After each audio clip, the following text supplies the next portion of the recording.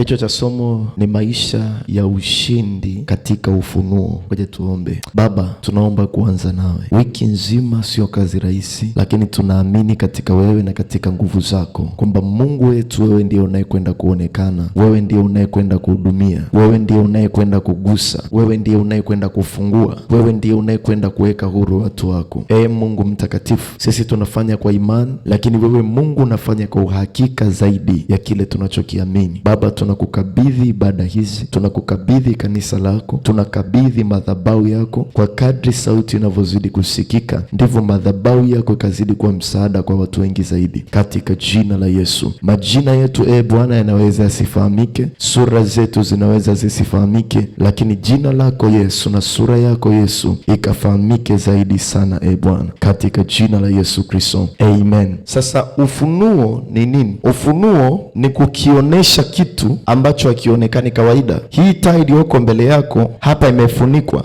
ili uione lazima ufunue. Kwa hiyo ufunuo ni kukionesha kitu ambacho hakikuonekana hapo mwanzo. Ufunuo ni kukionesha kitu ambacho hakikuonekana hapo mwanzo. Bwana Yesu asifiwe. Ufunuo ambao ninauongelea leo, ama nataka tuongelee kwenye wiki hii, sio ufunuo ule wa kukionesha kitu kama taa. Ninaongelea ufunuo ule wa kuzionesha siri na kanuni za Mungu ambazo watu wengi wamezipuuza. Bwana Yesu asifiwe. Mungu hajaacha kuwa mwema kwa watu wake. Mungu hajapunguza upendo wake. Mungu hajapunguza ile namna ambavyo anawahudumia watu wake, ila sisi ndo tumepunguza kuona ule upendo wake kwenye maisha yetu. Sisi ndo tumepunguza kuona zile kazi zake kwenye maisha yetu. Bwana Yesu asifiwe. Mungu hajapungua chochote, na ndio maana anasema hivi, mkono wake haukupungua hata usiweze kufanyaje kuokoa, na sikio lake alikuwa zito hata asiweze kufanyaje kusikia, lakini maovu yametufarakanisha. Maana yake kumbe sisi ndo tumekuwa sababu ya kutokumuona Mungu kwenye maisha yetu. Sio kwamba hayupo, yupo, ila sisi ndo tumemcancel kwamba Mungu hatutaki kukuona tena. Bwana Yesu asifiwe. Sisi ndo tumefuta kwamba Mungu hatutaki uonekane kwenye maisha yetu. Kikawaida tukiulizwa kwamba unamtaka Mungu, utasema namtaka Mungu, lakini kiuhalisia inaweza ikawa ni kitu tofauti kabisa na majibu yako. Na ndio maana Biblia inasema watu hao wananiheshimu kwa midomo peke yake, lakini moyo upo mbali. Bwana Yesu asifiwe. Sasa ni bora mdomo wako uwe mbali kuliko moyo wako uwe mbali. Shika hiyo. Bora mdomo wako uwe mbali na Mungu kuliko moyo wako uwe mbali na Mungu. Ni bora mdomo wako uwe mbali na Mungu kuliko moyo wako uwe mbali na Mungu. Kwa mfano, Petro aliulizwa unamjua Yesu? Kwa mdomo wake akasema simjui, tena akaapa akasema simjui, lakini moyo wake ulikuwa bado unampenda Yesu. Na ndio maana Yesu alivyomuuliza akamwambia Petro, unanipenda? Mara ya kwanza akasema ndio nakupenda, mara ya pili nakupenda, mara ya tatu Petro akalia. Kwa nini analia? Maana yake moyo wake bado ulikuwa upo. Unaweza ukaona mke na mume wanaweza wakagombana, huyu akaenda huku, huyu akaenda huku, lakini kama upendo bado upo ndani yao, kwa gharama yoyote ile, magomvi yatakuwepo, lakini watu hao bado mioyo yao inahitajiana. Sasa kwa gharama yoyote ile, iwe umeyaona matendo ya Mungu kwenye maisha yako ama hujayaona matendo ya Mungu kwenye maisha yako, jihadhari sana kuupeleka moyo wako mbali na Mungu. Usiwahi kujaribu hicho kitu. Bwana Yesu asifiwe. Na ndio maana asilimia kubwa ya watu ambao utakutana nao Bama, utakutana nao wanafanya kazi ambazo sio halali. Ukiwauliza habari za Mungu wanaweza kukuzaba kibao. Kwa nini hataki kusikia? Kwa sababu moyo wake bado unajua uthamani wa Mungu kwenye maisha yake, ila hali tu ya nje ya kawaida inamlazimisha sasa atafanya nini. Bwana Yesu asifiwe. Kwa hiyo kwa mdomo wake atakataa, lakini moyoni mwake anajua kwamba anamtaka Mungu. Bwana Yesu asifiwe. Tuangalie kitabu cha Ufunuo Yohana sura ya 12 mstari wa 7. Ufunuo Yohana sura ya 12 mstari wa 7. Tutasoma mpaka hapa chini. Anasema hivi, kulikuwa na vita mbinguni, Mikaeli na malaika zake wakapigana na yule joka, alafu naye akapigana nao pamoja na malaika zake. Kama una Biblia yako na tafsiri ya Kiingereza, kwenye Kiingereza utaona limetumika neno dragon. Sasa nyoka kawaida anaitwa snake, lakini joka anaitwa dragon. Dragon ni nyoka wa aina gani? Ni nyoka mwenye uwezo wa kuogelea, mwenye uwezo wa kupaa na mwenye uwezo wa kupita ardhini. Ni kiumbe ambacho kililaaniwa, ambacho kiumbe kiumbe hichi Biblia inasema kikijiinua mashujaa wanafanyaje? Wanaogopa. Sasa hili joka likapigana na kina malaika Mikaeli, wale ambao tuliwaangalia jana kwenye ibada ya jana. Bwana Yesu asifiwe. Anasema hivi, anasema yule joka naye akapigana nao pamoja na malaika zake. Maana yake huyu joka hakuwa na majoka wenzie, alikuwa na malaika wenzie. Unaiona pointi hapo? Huyu joka hakuwa na majoka wenzake, alikuwa na malaika wenzake.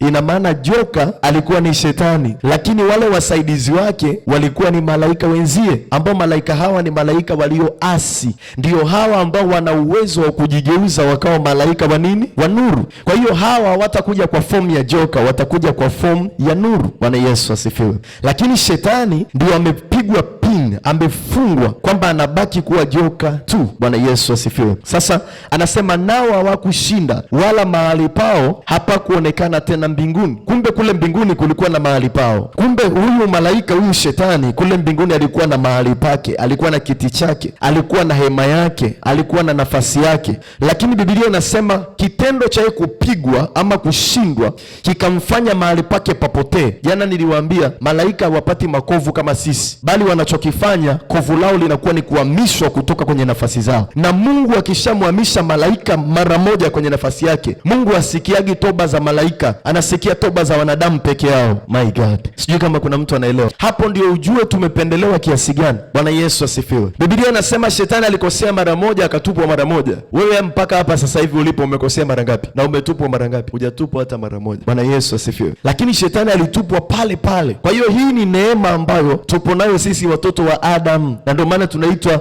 mwanadamu, mwana wa Adam. Sisi watoto wa Adam tuna uwezo wa kutubu, ingawaje neno linaonyesha kwamba kutubu kwetu kuna ukomo, kuna limit, kwamba kuna wakati utafika ambao toba haitakuwepo tena. Bwana Yesu asifiwe. Sasa watu hawa wakaondolewa mahali pao, mahali pao hapakuonekana tena. Yule joka katupwa, yule mkubwa nyoka wa zamani aitwaye Ibilisi na Shetani, audanganye ulimwengu wote, akatupwa hata nchi na malaika zake wakatupwa pamoja naye. Kwa hiyo unaweza ukaona kitu ambacho kilimfanya shetani kushukia hapa duniani, pointi yake kubwa ama shaba yake kubwa ilikuwa ni kudanganya nini? Ulimwengu. Bwana Yesu asifiwe. Pointi yake ilikuwa kudanganya ulimwengu. Kwa hiyo anachokifanya leo hii kikubwa sio kuua, anachokifanya leo hii kikubwa sio kuwapiga watu ngumi, ni kudanganya tu. Akimdanganya mwanadamu mwenye mikono, mwanadamu ataitumia mikono yake kumpiga mwenzie. Aliyempiga mwenzake sio shetani, ni mwanadamu. Bwana Yesu asifiwe. Aliwadanganya wale wanajeshi, wakachukua mijeledi wakaanza kumtandika Yesu. Aliyekuwa anatandika pale alikuwa ni mtu, lakini kwa nini anatandika? Nyuma yake kuna uongo wa shetani. Ule uongo wa shetani ndio ambao unafanya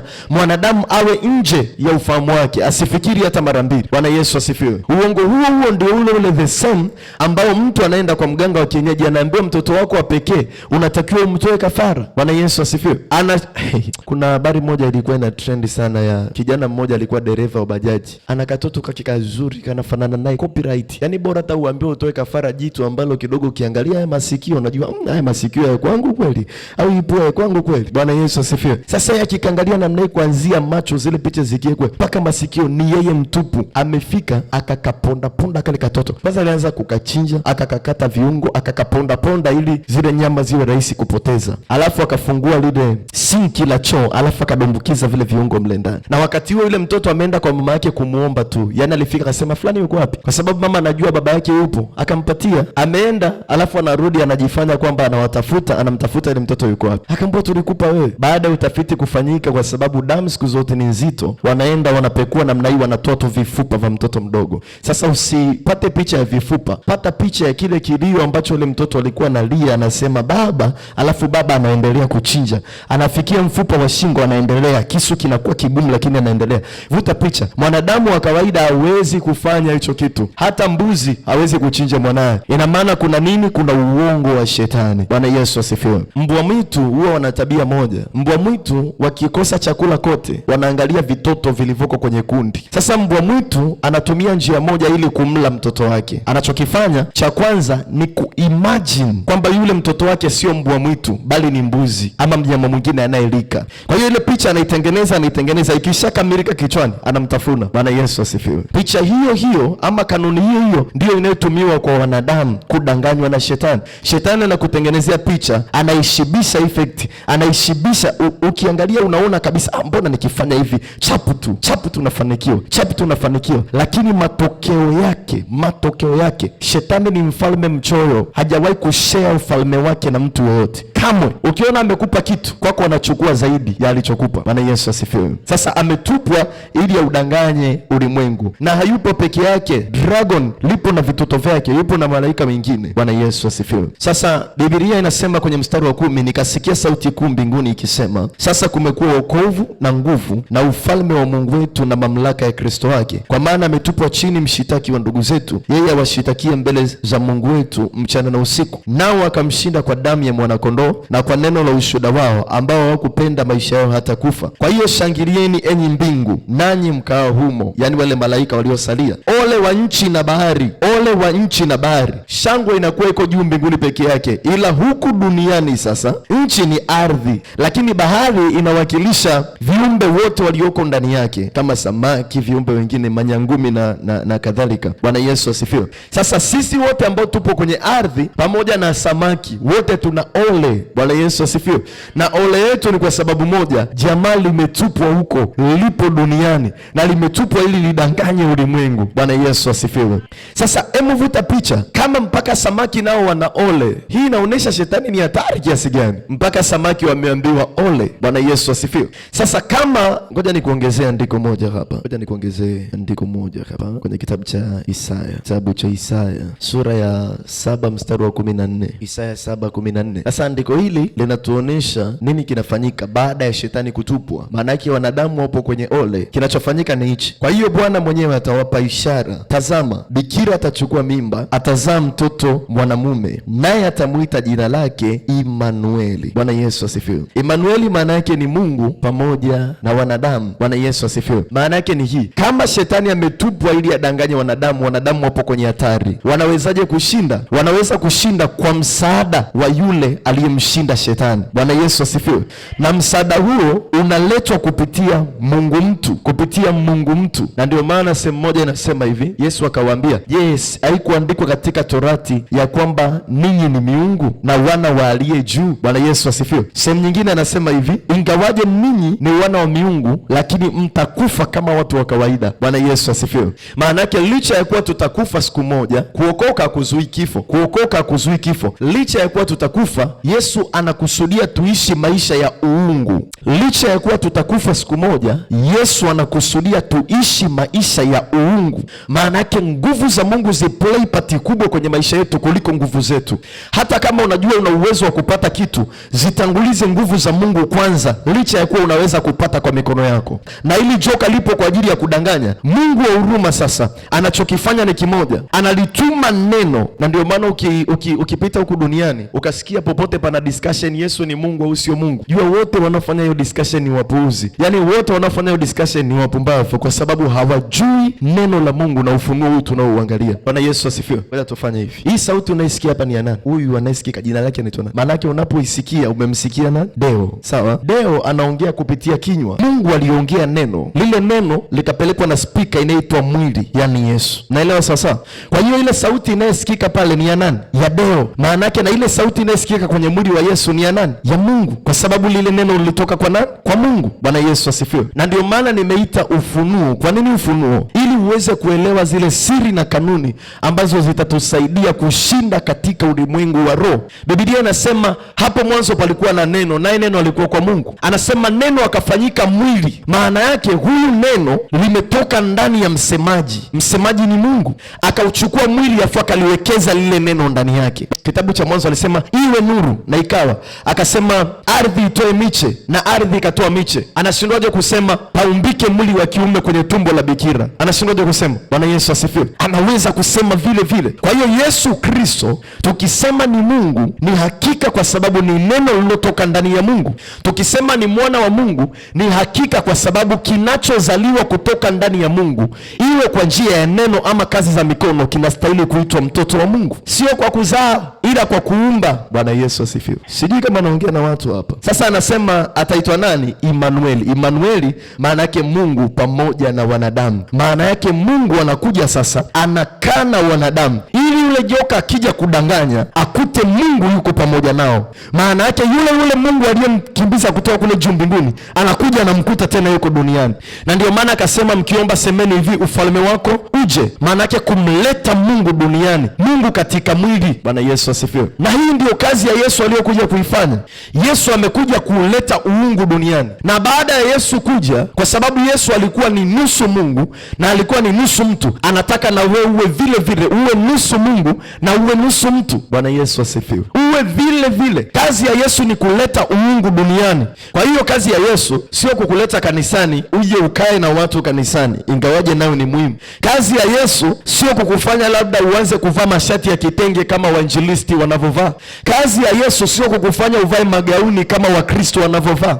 Kazi ya Yesu sio kukufanya uimbe pambio. Kazi ya Yesu sio kukufanya uhubiri. Kazi ya Yesu sio kukufanya uongoze maombi. Kazi ya Yesu ni kukufanya ubebe uungu duniani. Maana yake hivi vyote vinavyofanyika, kama hauna uungu ndani yako, vyote ni kazi bure. Bwana Yesu asifiwe. Kama hauna sehemu ya maisha ya Mungu ndani yako, vyote ni kazi bure. Kwa maana hiyo, lazima umuapply Mungu, umweke Mungu, umpe kipaumbele, umpe nafasi ya kwanza kwenye kila kitu unachokifanya. Bwana Yesu asifiwe. Hili huyu mdanganyifu asituweze, lazima tumpe Mungu nafasi. Bwana Yesu asifiwe. Na ndio maana nasema, kaeni ndani yangu na mimi nitakaa ndani yenu, kisha mtaifahamu kweli, na hiyo kweli itawaweka huru. Bwana Yesu asifiwe. Bwana Yesu asifiwe. Sasa shetani anachokitaka baada ya kugundua kwamba Mungu amekuja kukaa na watu wake, kukaa na wanadamu, anachokitaka nini? Twende kwenye kitabu cha Isaya hapo. Kitabu cha Isaya hapo, tutamalizia hapo. Isaya sura ya 43 mstari wa 18 na wa 19. Baada ya shetani kugundua kwamba Mungu sasa amekuja kukaa na watu wake, alichokifanya ndicho hichi hapa, ambacho hii ni antidote ama dawa ya kudhibiti kazi ya shetani. Sikiliza kwa makini. Anasema, msiyakumbuke mambo ya kwanza, wala yatafakari mambo ya zamani. Tazama, nitatenda neno jipya, sasa litachipuka. Je, hamtalijua? Sasa nitafanya njia hata jangwani na mito ya maji nyikani. Bwana Yesu asifiwe. Baada ya shetani kugundua kwamba Mungu amekuja kukaa na watu, anachokifanya, si hawezi kupigana na huyu Mungu anayekaa na watu. Sasa anacheza na akili za watu. Anachezaje nazo? Bwana Yesu asifiwe. Anayafunga maisha yako kwa wakati uliopo. Anayafunga maisha yako kwa wakati uliopo kupitia wakati uliopo. Ngoja nirudie. Anayafunga maisha yako kwa wakati uliopo kupitia wakati uliopita. Anayafunga maisha yako kwenye wakati uliopo kupitia wakati uliopita. Bwana Yesu asifiwe. Hebu isome hiyo pointi kama nilivyoisema. Amen. Bwana Yesu asifiwe. Shetani anachokifanya sasa ni kufunga maisha yako ya present kwa Kiingereza, yani maisha yaliyopo. Sawa? Anakufunga kwenye wakati wa present kupitia past, kupitia maisha yako ya nyuma. Maana yake ni hii: kila ukijaribu kutafakari ni wapi unapoelekea mbele, yeye anageuza akili yako itafakari ni wapi ulipotoka. Bwana Yesu asifiwe. Mungu akikukumbusha ya zamani, anakukumbusha matendo yake na shuhuda zake. Shetani akikukumbusha ya zamani, anakukumbusha dhambi zako na madhaifu yako. Bwana Yesu asifiwe. Shika hilo na ulielewe sana, litakusaidia siku moja. Shetani akikukumbusha wakati wako uliopita, anakukumbusha yale mabaya yako, lakini Mungu akikukumbusha wakati uliopita, anakukumbusha shuhuda zake, ushindi ambao amekupatia na sehemu ya wokovu ambao ameuachilia kwako. Kwa hiyo pale unapotafakari matendo ya Mungu, na ndio maana Daudi alifanikiwa sana. Anasema, nigeuze kuwa bawabu nyumbani mwako, ili nitafakari uzuri wako, nitafakari matendo yako. Manake anapokumbuka ya zamani, anakumbuka yale ya Mungu tu. Yale yasiyofaa hapaswi kukumbuka, ni marufuku kukumbuka. Emsema ni marufuku kukumbuka. Bwana Yesu asifiwe. Marufuku kukumbuka yale ya zamani katika mambo ya udhaifu. Ukikumbuka, kumbuka tu Yesu alipokuokoa na ajali. Kumbuka Yesu alipokupa familia nzuri. Kumbuka Yesu alipokuruhusu uingie leba na ukatoka salama, kwa sababu ni wengi waliokufa lakini wewe ukatoka vizuri. Kumbuka hayo. Lakini mengine kuhusu, uliwahi kupigana na mwenzio kwenye mahusiano, mkatiana makofi, akakutia jeraha, ukashindwa kutoka nje kutembea, ukatamani uvae makeup ulikofu lisionekane, hayo usiyakumbuke. Bwana Yesu asifiwe. Kumbuka tu yale ambayo Mungu ameyatenda kwenye maisha yako. Bwana Yesu asifiwe. Lakini ukiambiwa uanze kukumbuka, ukakaa ukatafakari namna hiyo, ukaambiwa hivi kanisani kwako, mchungaji siku moja aliwahi kunifanyia hivi, fulani siku moja aliwahi kunifanyia hivi, mpaka masikio yanasisimka namna hiyo. Ukikumbuka, jua hiyo ni kazi ya Shetani, na kwa kusudi ili mwana wa Mungu alidhihirishwa ili azivunje kazi za nani? Za Shetani. Bwana Yesu asifiwe. Usikumbuke mambo ya zamani. Kwa hiyo Shetani anakupiga pini kwenye wakati uliopo kupitia maisha yako ya zamani. Unasema hivi, kwa sababu niliwahi kufanya yale maamuzi. Mtu mmoja aliniambia hivi, aliongea kwa uchungu sana yule dada, alisema ndo basi tena nimeteleza nikaangukia nisipopajua. Bwana Yesu asifiwe. Yaani ameteleza ule mserereko ukampeleka mahali asipopajua. Nikamwambia sasa unafanyaje? Akasema ninaishi huku nisipopajua. Bwana Yesu asifiwe. Hiyo ni kazi ya Shetani. Maana yake amefungwa kwenye wakati uliopo kupitia wakati uliopita. Bwana Yesu asifiwe. Maana yake anaishi kwa kuyakumbuka mambo ya zamani. Uzazi sio mwisho wa hatma. Kosa sio mwisho wa hatma. Dhambi sio mwisho wa hatma. Kuna maisha baada. Bwana Yesu asifiwe. Kuna maisha yanayoendelea. Kitu chochote ambacho kinafanyika leo hii sio mwisho. Mimi huwa nasema hivi, kama bado una pumzi ndani yako, kama bado upo hai, jua unao uwezo wa kuyabadilisha maisha yako jumla. Bwana Yesu asifiwe. Kumbe bado lipo tumaini hata kwa mti uliofanyeje? Uliokatwa. Bwana Yesu asifiwe. Bado lipo tumaini. Maana yake pale ambako Shetani anakufungia vioo kwamba tayari umeshapoteza muda, tayari umeshachelewa, pale ambako unaanza kujihisi kama yale ya nyuma uliyoyafanya, zile fursa na nafasi ulizozikataa nyuma, kwamba ndo zitakuzuia kwenda mbele, tazama njia ambayo Mungu anaifanya. Anasema nitafanya njia katika nyika, nitatoa maji katika jangwa. Bwana Yesu asifiwe. Ninao uhakika 80% ya watu mlioko hapa, ninao uhakika kuna maamuzi fulani ambayo ukikumbuka unasema laiti kama. Bwana Yesu asifiwe. Laiti ningejua, laiti kama ningefanya moja, ningefanya mbili, ningefanya tatu. Hiyo laiti kama iseme ukiwa kaburini. Kama bado upo hai hakuna laiti kama. Bwana Yesu asifiwe. Kama bado upo hai lipo tumaini. Kuna uwezekano kabisa wa kugeuza historia. Kuna uwezekano kabisa wa kuishi maisha yoyote unayoyataka kama bado upo hai. Bwana Yesu asifiwe. Natoa mfano, sio uhalisia. Upo kwenye ndoa ambao ndani ya hiyo ndoa ni makofi kila siku. Unasema ndo hivyo tena nishaingia. My friend, mlango wa kutoka uoni, ustawi wa jamii uoni, dawati la kushughulika na waume wanaopiga wake zao ulioni, polisi upajui. Kwa nini usichomoke? Bwana Yesu asifiwe. Kwa nini usichomoke? Lakini unakuta Shetani anakupiga pini. Ndo basi tena dada mmoja akawa analia, anasema hivi, nilifanya agano, mwanaume wa kwanza atakaye nitoa usichana, basi huyo ndo atakuwa mume wangu complete. Katokea jamaa fulani kafanikiwa, spana anazopiga yule dada ndani, maana huyo mwanaume ni fundi gereji, akirudi ameshika spana ya kichwa bonda sana, analia anasema laiti ningejua nisingefanya lile agano. Nikamuuliza swali, madhabahuni upajui kuna agano lisilovunjika? Agano lisilovunjika la damu ya Yesu peke yake. Kama mafrimason wanaingia kwenye ufrimason na bado wanatoka, wanatubu, wanageuka kuwa wachungaji, sembusi agano la mahusiano. Bwana Yesu asifiwe. Bado unao uwezo wa kufanya maamuzi kama bado upo hai.